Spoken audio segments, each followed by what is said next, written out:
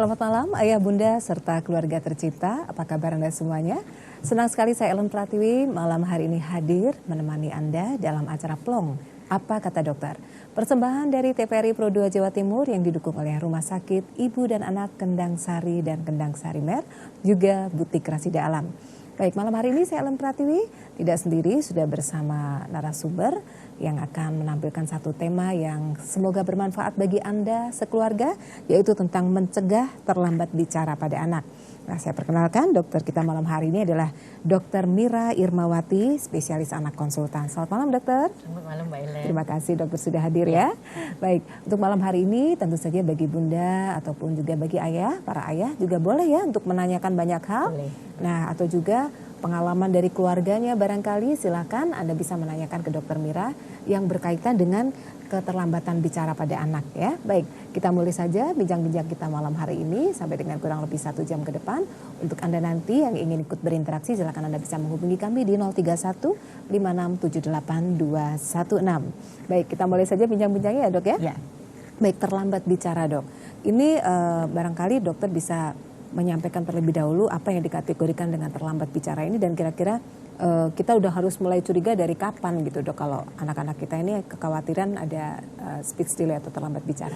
Ya, jadi mestinya ya Mbak Ellen bahwa pengetahuan untuk tahap-tahap perkembangan anak dan aspek-aspek perkembangannya itu harus diketahui orang tua sejak dini.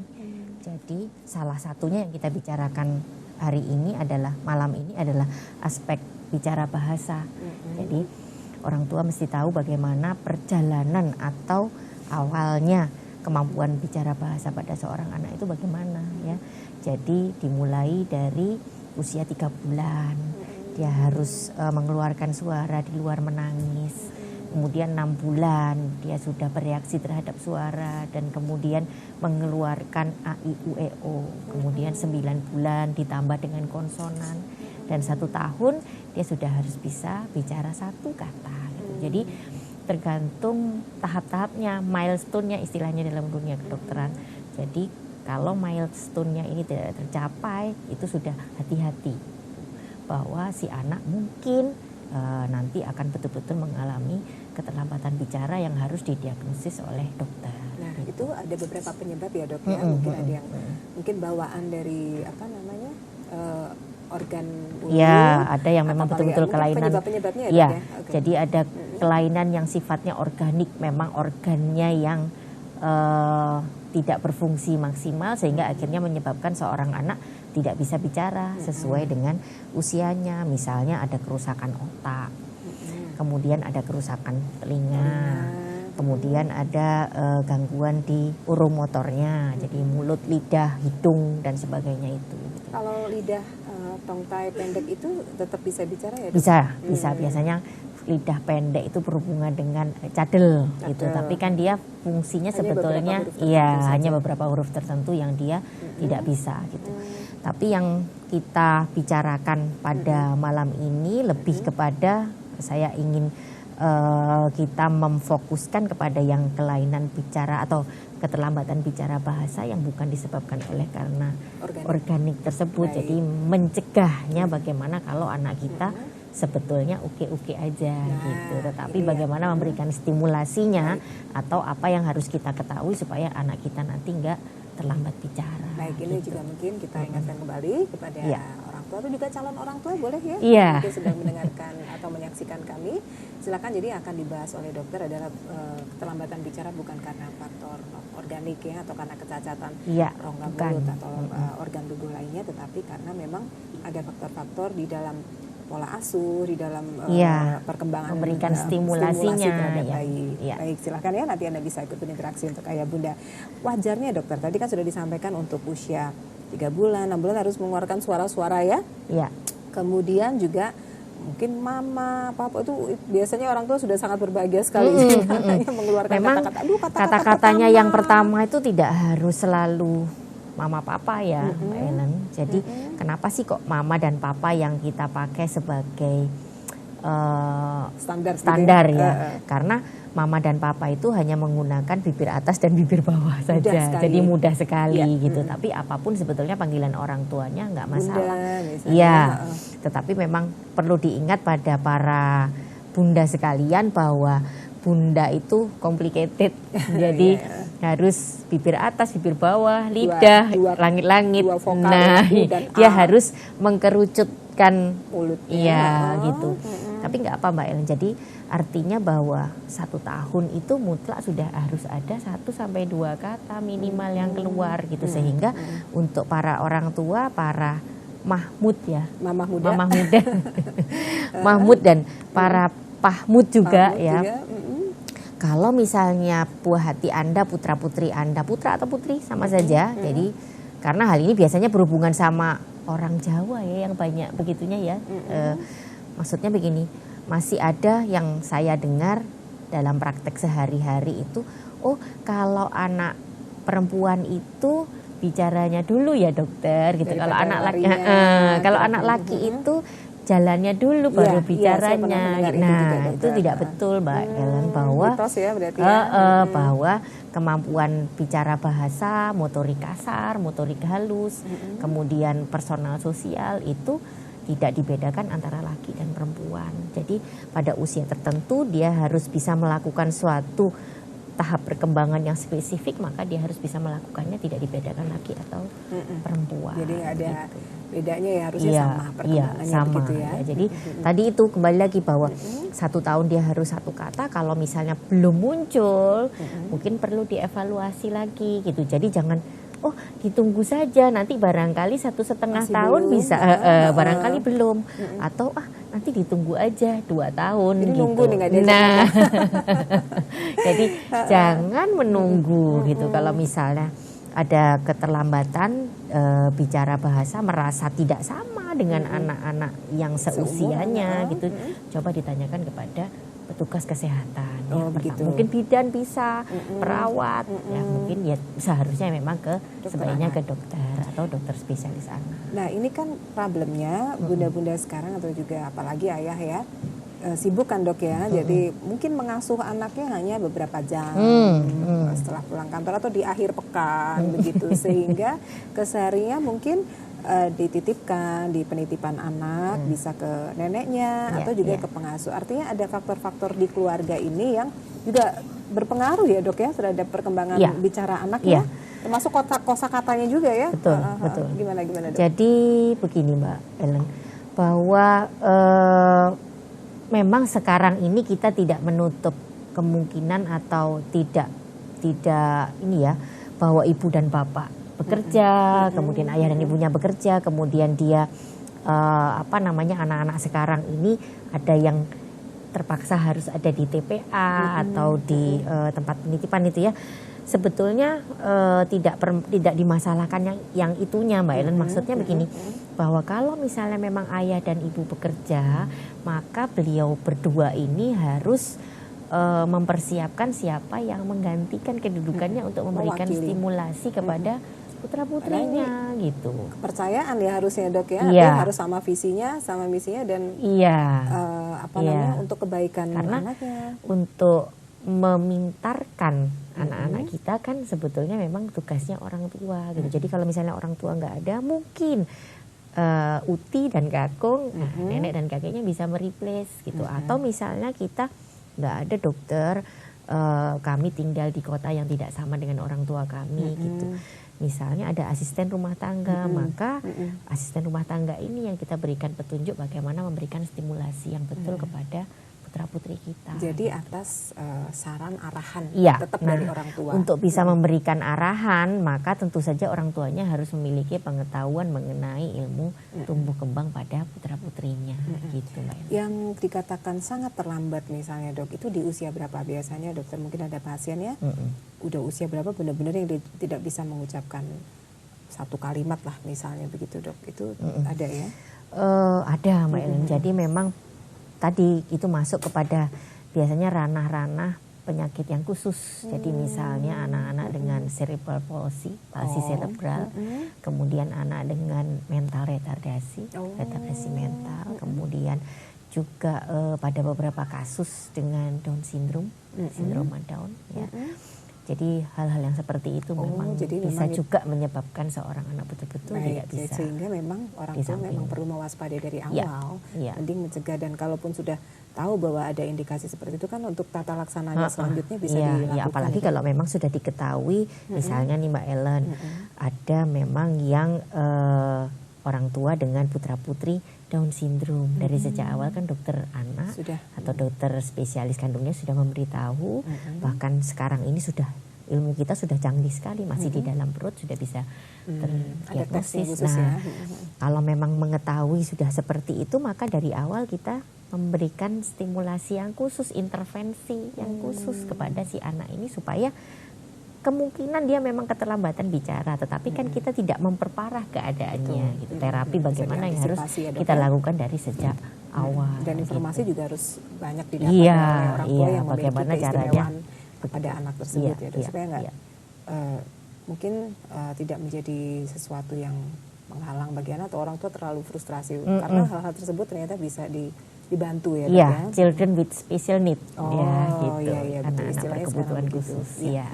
Gitu. Baik, nah ini kan zaman modern juga ya dok ya, sekarang orang tua sibuk dengan gadget. Itu urusan apa aja, mulai urusan kampung, keluarga, semua ada grupnya, grup komunikasi, grup chat ya, grup chat dalam bentuk apapun. Jadi nggak pernah Instagram berhenti. Mungkin komunikasi bukan main game tapi komunikasi dengan kantor sampai malam nggak selesai.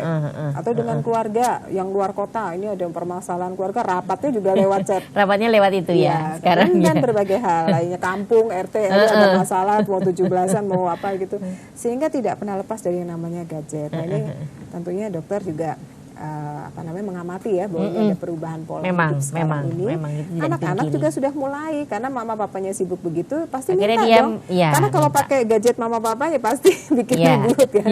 Ada hal-hal yang mungkin khawatir handphonenya rusak atau apa, jadi sehingga anak-anak diberikan khusus begitu. Nah, gimana dengan kondisi yang semacam itu, apakah dampaknya gitu loh dok? Sebetulnya begini Mbak Ellen ya, bahwa bukan sama sekali nggak boleh pakai gitu ya, tapi gunakan secara bijak. Kita tidak mau memungkiri bahwa hidup kita ini sekarang dikuasai oleh benda-benda seperti itu ya, ya memang kemajuan teknologi juga membuat kita seperti itu, memudahkan tapi sekaligus juga hati-hati.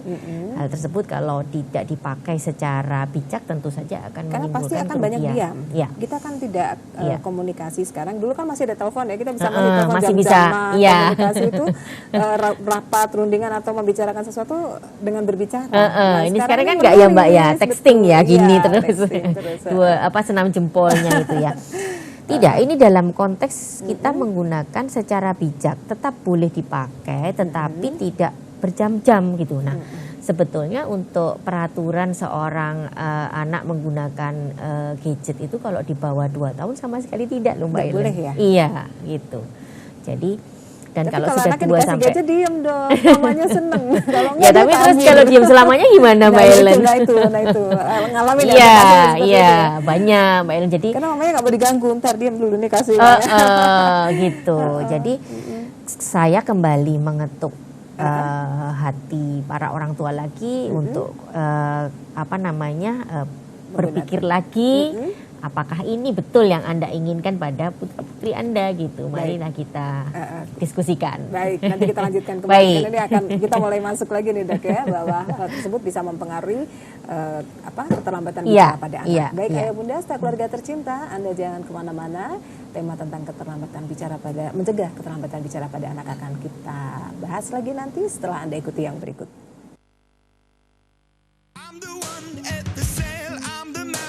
My CEO, ooh, the master of my CEO. Reason a fireman, I'm too hot. Make a dragon wanna retire, man, I'm too hot. Say my name, you know who I am, I'm too hot. You burn me up, believer, believer.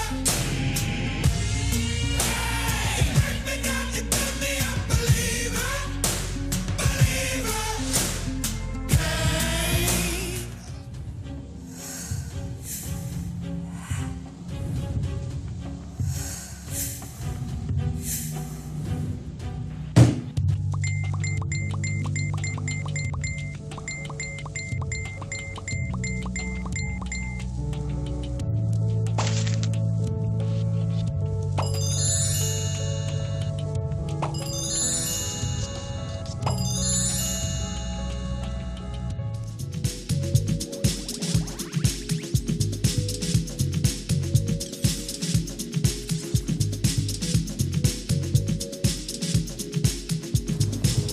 Ya, ayah bunda serta keluarga tercinta, terima kasih Anda masih menyaksikan Plong Apa Kata Dokter bersama saya Ellen Pratiwi dan juga bersama dokter kita yang cantik malam hari ini, Dokter Mira Irmawati, spesialis anak konsultan. Silakan Anda ingin berbincang-bincang dengan dokter atau ingin menanyakan banyak hal tentang mencegah terlambat bicara pada anak, Anda bisa menghubungi kami di 03156782216. Kita lanjutkan kembali ya untuk ayah bunda serta mungkin ada calon ayah bunda juga yang menyaksikan acara kami malam hari ini, bisa berinteraksi, kami tunggu telepon Anda. Baik dokter, kita lebih dalam lagi tadi ya bahwa hari ini kita sedang mengalami perubahan kebiasaan habit orang tua. Yang dulu mungkin lebih banyak berkomunikasi dengan bicara, hari ini berkomunikasi dengan tulisan, sehingga dan gambar, maksudnya mengirim sesuatu atau apa yang lebih menarik mungkin buat anak, sehingga anak itu bisa dalam waktu tidak tidurnya itu banyak diam karena dia hanya melihat gambar-gambar, kemudian disuguhi video-video yang dari YouTube barangkali ya, sehingga dia tidak merangsang untuk berinteraksi dengan orang lain. Nah ini gimana dok?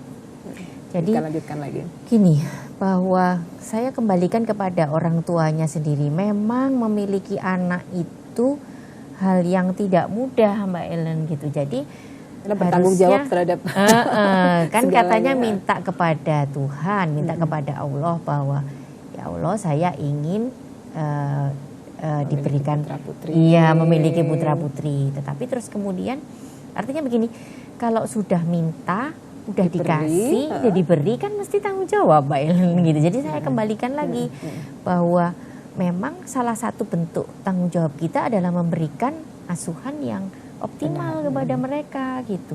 Harus ada waktu dan waktu ini nggak bisa diulang loh Mbak Ellen gitu loh. Maksudnya begini, kalau sekarang ini kita tidak memperhatikan pada usia yang awal di 2 tahun pertama itu kita sibuk dengan karir, kita sibuk dengan gadget kita, kita sibuk dengan segala hal yang di luar anak-anak kita. Maka kemudian kalau kita menuai badainya di belakang ya berarti itu konsekuensi. Maka sekarang saya tanyakan kembali, maunya seperti apa kepada para orang tua ini gitu. Jadi memang kita harus menyediakan waktu untuk bermain. Jadi kalau sampai di rumah misalnya anaknya mama gitu ya, diletakkan dulu pekerjaannya, terus kemudian anaknya didahulukan. Jadi mereka itu bukan sambilan, mereka itu pekerjaan utama kita itu gitu. Yang perlu diingatkan Iya, bahwa kita ini orang tuanya adalah segala-galanya. Aku nggak memerlukan mainan, aku nggak memerlukan segala sesuatu yang sifatnya material yang bahkan kita mainan-mainan yang ada di rumah kita bisa menggunakan koran bekas misalnya, hanya dengan sekedar bermain air gitu. Yang semuanya memerlukan inderanya, kontak 2 arah, bukan hanya dengan benda mati Mbak Ellen gitu. Jadi memang betul-betul yang diperlukan adalah komitmen waktu. orang tua ya. Komitmen orang tua gitu. Yang dokter Mira minta ini sebetulnya waktu Mbak Ellen. Waktu ya, gitu. Apakah kamu memilikinya? Karena waktu ini tidak akan terulang. Sayang kalau ya dok sudah, ya, kalau udah lewat ya. Sekarang ini harusnya kita yang minta supaya dia deket loh sama kita, sebentar lagi dia dada sama kita loh, nggak mau lagi ada kegiatan-kegiatan lain. Dan itu berapa lama sih sebetulnya ya? 2 tahun pertama ini akan menjadi, kalau kayak kita bikin rumah nih Mbak Ellen, itu fondasi. Setelah 2 tahun itu terlewat, mau ngapain aja boleh deh karena gitu istilahnya, mulai tertata. karena fondasinya udah tertata dengan bagus. Jadi artinya bahwa setelah itu kalau kita bikin rumah mau tumpuk yang berapa aja, mau ke lantai berapa aja, oke. Tetapi yang 2 tahun pertama ini janganlah menjadikan mereka sebagai sambilan itu tadi. Iya, kayaknya begitu ya dok ya. Yang kita bicarakan ini adalah perkembangan otaknya loh Mbak Ellen, nggak hanya sekedar mulut dan kuping ya. Jadi perkembangan otaknya yang periode kritis, yang tidak bisa kembali lagi, yang tergantung pada pengalaman yang diberikan kepadanya itu di 2 tahun pertama. Apa ada pengaruhnya dok otak kanan dan otak kiri kalau kita ngomong soal otak yang terhubung dengan keterlambatan bicara? Tidak. Jadi kita apakah menginginkan anak kanan, kita kiri, atau kiri tidak, sama? kita menginginkan anak kita dengan multi talenta, multitasking. kecerdasan yang sifatnya majemuk, maka kita membentuk otak secara keseluruhan, bukan kiri, kanan, tengah dan sebagainya. Jadi semuanya kita optimalisasi seimbang. Gitu. Jadi tidak ada pengaruhnya. Oh, karena anak saya otak kiri, jadi emang dia bicaranya sedikit. Tidak. Gitu, enggak begitu ya? Tidak. Begitu. Ya, jadi semuanya seimbang. Kalau misalnya begini, bicara sedikit tidak sama dengan tidak bisa bicara ya, Mbak Ellen. Oh, iya, Jadi baik, paham. kalau misalnya seorang anak ditanya, kemudian dalam konteksnya ini dia menjawab oke, dan jawabannya benar, ya sudah selesai. Tidak perlu menjadi orang yang Cerewet gitu talkative ya, seperti saya ini buahnya bicara.